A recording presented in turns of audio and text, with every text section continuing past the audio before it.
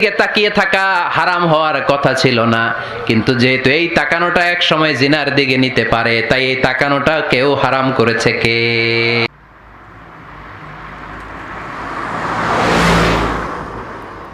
তীর দিয়ে শয়তান যুবকদেরকে কাবু করে ফেলে। ডাইরেক্টলি শারীরিক সম্পর্কের দিকে কেউ যায় না। প্রথমে বদনজর, প্রথমে কি কথা কয় না, গলার সাউন্ড এখন কমে আসছে, এখন বিপরীতে ঘা পড়তেছে, তো এখন আর সাউন্ড নাই। প্রথমে শুরু হয় কি দিয়ে? বদনজর, লাগামহীন নজর, তারপরে মুচকি হাসির বিতরণ, চোখে চোখে কথা হয়, আচ্ছা না নাই? হাসি বিতরণ হয়, মোবাইল নাম্বার আদান প্রদান হয়, ফেসবুকের আইডি শেয়ার হয়, তারপরে রাত জেগে কম্বলের নিচে চ্যাটিং ফ্যাটিং আছে না নাই? তারপরে চলে আসে 14ই ফেব্রুয়ারি, বিশ্ব বেহায়া দিবস, ঠিক কিনা? দেখছেন ধাপগুলো, দেখছেন স্টেপ বাই স্টেপ হারামের দিকে যায়। এরপর অবৈধ দৈহিক সম্পর্কের দিকে যায়। আল্লাহ এই গজব থেকে তুমি আমার ছেলেদেরকে বাঁচাও, আমার দেশের মেয়েদেরকে বাঁচাও, চিল্লায় পড়ে না আমিন। তাহলে শুরু হয়েছিল কি দিয়ে? কি নজর? কি নজর? বদনজর, এটা দিয়ে শুরু, জিনা দিয়ে শেষ। এজন্য ইসলাম বলে মুকদ্দমাতুল হারামে হারাম, মা ইউআদ্দি ইলাল হারাম ফাহুয়া হারাম, যেটা হারামের দিকে তোমাকে ধীরে ধীরে গ্রাজুয়ালি পৌঁছে দিবে, ওটাকেও হারাম ঘোষণা করেছে কে?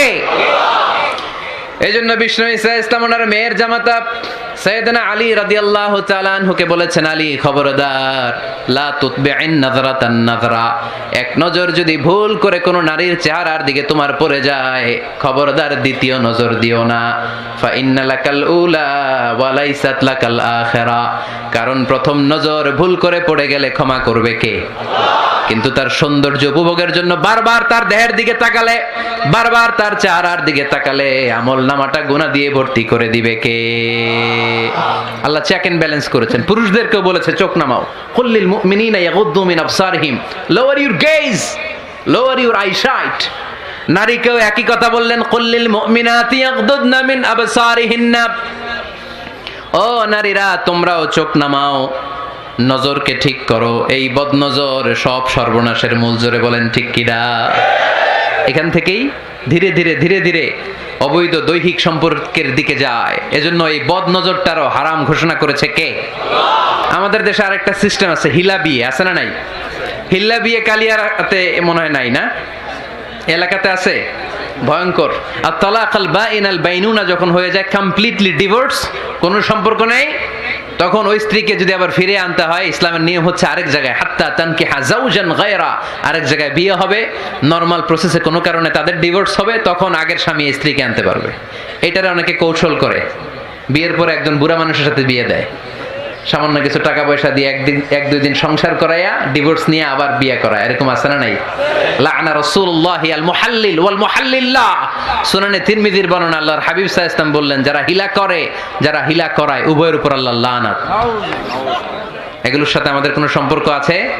এজন্য আমরা হারাম খাবো না, হারাম ঘুরাইয়া খাওয়ার জন্য কৌশলও করা যাবে। এরপরে 8 নম্বর মূলনীতি হলো কাসবুল হালাল শারতুন লিকাবুলিদ দুআ। আমরা বলি হুজুর আমার দোয়া কবুল হয় না, কিন্তু দোয়া কবুলের সবচাইতে বড় শর্ত হলো হালাল ইনকাম, ঠিক কি না? হালাল উপার্জন ছাড়া যদি দোয়া করেন কবুল হবে? হারাম কিছু খেয়ে যদি আপনার দেহটারে বর্ধনশীল করেন, এই দেহ জান্নাতে ঢুকবে? লা ইয়াদখুলুল জান্নাতা জাসাদুন গুযিয়া বিল হারাম, হারাম দিয়ে বর্ধিষ্ণু যে দেহ, এই দেহ কোনোদিন আল্লাহর জান্নাতে ঢুকবে না, চিল্লায় বলেন ঠিক কি না? ইন্নাল্লাহা তাইয়্যিব লা ইয়াকবালু ইল্লা তাইয়্যিবা, আল্লাহ পবিত্র, আল্লাহ পবিত্র ছাড়া কোনো কিছু গ্রহণ করে না। এক লোক কাবার চারদিকে কাঁদতে কাঁদতে বেহুশ, ইয়া রাব ইয়া রাব ইয়া রাব বলে বলে কাঁদতেছে। সাহাবারা দেখে বলল, সর্বনাশ, আজকের দিনের সব সওয়াব তো এই লোক নিয়ে যাবে, তার চেয়ে বেশি সওয়াব তো কেউই কামাই করতে পারলো না। আল্লাহর হাবিব সাল্লাল্লাহু আলাইহি ওয়াসাল্লাম বললেন, ওয়া মাতআমুহু হারাম, ও যা খায় ওটা হারাম খায়, ওয়া মালবাসুহু হারাম, ও যা পরে হারাম টাকা দিয়ে কেনা ড্রেস আপ, ওয়া গুযিয়া বিল হারাম, ওর দেহটা বড় হয়েছে, বর্ধিষ্ণু হয়েছে হারাম খেয়ে, ফা আন্না ইউস্তাজাবু লাহু, কেন আল্লাহ তার দোয়া কবুল করবে? কঠিন কালো তার দোয়া আল্লাহর আরশে পৌঁছবে না, চিল্লায় বলেন ঠিক কি না? এজন্য দোয়া যদি আল্লাহর কাছে মাকবুল করতে চান, আপনার দোয়া যদি আল্লাহর আরশ পর্যন্ত পৌঁছাতে চান, হালাল খাওয়ার দরকার আছে না নাই? জিহাদের ময়দানে এক সাহাবা সর্বপ্রথম তীর মেরেছেন, নাম কি জানেন? সাদ বিন আবি ওয়াক্কাস রাদিয়াল্লাহু তাআলা আনহু। আল্লাহর হাবিব সাল্লাল্লাহু আলাইহি ওয়াসাল্লামকে বললেন, ইয়া রাসূলুল্লাহ উদু আল্লাহ আইয়াজআলানি মুস্তাজাবাদ দাওয়া। নবী হে, আপনি একটু আমার জন্য দোয়া করেন, আল্লাহ যেন আমারে মুস্তাজাবুদ দাওয়া বানিয়ে দেয়। কি বানিয়ে দেয়? সবাই বলেন মুস্তাজাবুদ দাওয়া, মানে এমন লোক যে দোয়া করলেই কবুল। আল্লাহর হাবিব সাল্লাল্লাহু আলাইহি ওয়াসাল্লাম উত্তরে কি বলছিলেন শুনবেন? শুনবেন সবাই? আল্লাহর হাবিব সাল্লাল্লাহু আলাইহি ওয়াসাল্লাম বললেন, ইয়া সাদ আতিব মাতআমাক তাকুন মুস্তাজাবুদ দাওয়া। হে সাদ, মুস্তাজাবুদ দাওয়ার জন্য আমার স্পেশাল দোয়ার দরকার নেই, তুমি যা খাবে হালাল খেও, হালাল খেলেই তুমি মুস্তাজাবুদ দাওয়া। হালাল খেলেই তোমার দোয়া কবুল করে নিবে কে? 9 নম্বর মূলনীতি, আল হালালু হালালুন লিল জামি' ওয়াল হারামু হারামুন লিল জামি'। হালাল এটা সবার জন্য হালাল, হারাম এটা সবার জন্য। আওয়াজ করে উত্তর দিতে হবে, ঘুষ খাওয়া হালাল না হারাম? মিথ্যা বলা এটা আপনার জন্য হারাম, আমার জন্য হারাম না? না, আপনার জন্য হারাম, আমার জন্য। হিংসা করা হালাল না হারাম? এই হিংসা যদি আমার নানা ভাই করে হালাল না হারাম? আমি যদি করি, বাইতুল মোকাররমের ইমাম যদি করে, শুধু কাবা ঘরের ইমাম সাহেব হিংসা করতে পারবে? হ্যাঁ পারবে? হালাল সবার জন্য হালাল, হারাম সবার জন্য হারাম। বলেন তো, বুঝে শুনে উত্তর দিয়েন, প্যান্ট শার্ট পরা হালাল না হারাম? কথা কন আরো জোরে। 2 দল নাকি 1 দল? সবাই বলেন হালাল না হারাম? প্যান্ট শার্ট পরা এটা হালাল শুধু আপনার জন্য নাকি? আমার জন্য হারাম না। প্যান্ট শার্ট পরা আমার জন্য হালাল, আমার নানা ভাইয়ের জন্য হালাল, কাবা ঘরের ইমামের জন্য হালাল। চিল্লায় বলেন ঠিক কিনা? আল হালালু হালালুন লিল জামি' ওয়াল হারামু হারামুন লিল জামি'। কিন্তু আমরা প্যান্ট শার্ট পরি না। আমাদের এদেশের আলেম ওলামারা ঢিলে ঢালা জুব্বা পরে, সুন্নতি পোশাক পরে, কিন্তু প্যান্ট শার্ট পরা তাদের জন্য হালাল, আমার জন্য হালাল, ইমাম সাহেবের জন্য হালাল। যেটা হালাল এটা সবার জন্য হালাল, যেটা হারাম এটা সবার জন্য হারাম। আওয়াজ করে বলতে হবে ঠিক কিনা? মদিনাতে বনু মাখজুমিয়া গোত্রের এক নারী চুরিতে ধরা পড়ল। সবাই বলতেছে, ইয়া রাসূলুল্লাহ, এই মহিলাটা অনেক বড় বংশের মেয়ে, আপনি মাফ করে দেন, আপনি হাত কেটে দিয়েন না। চুরি করলে কি করতে হয় জানেন না বোধহয় নিয়মটা? না? হ্যাঁ, ফাকতাউ আইদিয়াহুমা, the government, the authority should cut down his right hand. চুরি করলে হাত কেটে দাও, এটা ইসলামের বিধান। আল্লাহর হাবিবরে সবাই বললেন, ইয়া রাসূলুল্লাহ, এই মেয়ের হাত কেটে দিয়েন না। আল্লাহর হাবিব সাল্লাল্লাহু আলাইহি ওয়াসাল্লাম বললেন, খবরদার, আল্লাহর বিধানের ক্ষেত্রে আমারে সুপারিশ করার স্পর্ধা দেখিও না। লাউ আন্না ফাতিমাতা বিনতি মুহাম্মাদিন সারাকাত লাকাতা মুহাম্মাদুন ইয়াদাহা। মাখজুমিয়া গোত্রের মেয়ে কেন, আমার কলিজার টুকরা নয়নের পুটলি ফাতেমাও যদি চুরি করে, ফাতেমার হাত কেটে দিতে আমি 1 সেকেন্ডও দেরি করব না। কারণ এটা আল্লাহর আইন, বিধান সবার জন্য সমান। অন্যায় করলে ঠেলাওয়ালা দিনমজুর তার ছেলে অন্যায় করলে যে আইন, এমপির ছেলে অন্যায় করলে একই আইন। চিল্লায় বলেন ঠিক কিনা? আইন সবার জন্য সমান। There is no difference between black and white, between upper and lower, between the richer section of the society and poorer section of the society, between the member of the parliament and factory worker, between the president of Bangladesh and the rickshaw puller. Everyone is totally equal, 100% equal, completely equal in the eyes of Quran, in the eyes of Islam. ইসলামের দৃষ্টিতে সবাই সমান, এখানে আলাদা নাই। সাইয়েদনা ওমর ফারুকের ছেলে আবু শাহামা নাবিজ খেতে যে এটা মদের মতো হয়ে গিয়েছিল। আমর ইবনে আল আস রাদিয়াল্লাহু তাআলা আনহু ওনাকে মদ খাওয়ার শাস্তি দিয়েছিলেন 80 বেত। ফিরে যখন আসলো, ওমর ফারুক বললেন, না, তুমি আমার ছেলে কেন খাইলা, এজন্য আমার পক্ষ থেকে আরো 80 বেত।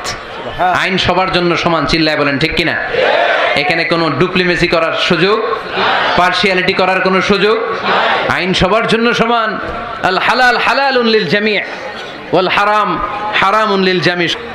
আল হালালু বাইয়িন ওয়াল হারামু বাইয়িন ওয়া বাইনাহুমা উমুরুন মুশতাবিহাত লা ইয়ালামুহুন্না কাসীরুম মিনান নাস। হালাল সুস্পষ্ট, হারাম সুস্পষ্ট। কোনটা হালাল আল্লাহ বলেছেন, কোনটা হারাম বলেছেন, আর কিছু কিছু ক্ষেত্রে আল্লাহ কিছু বলেন নাই।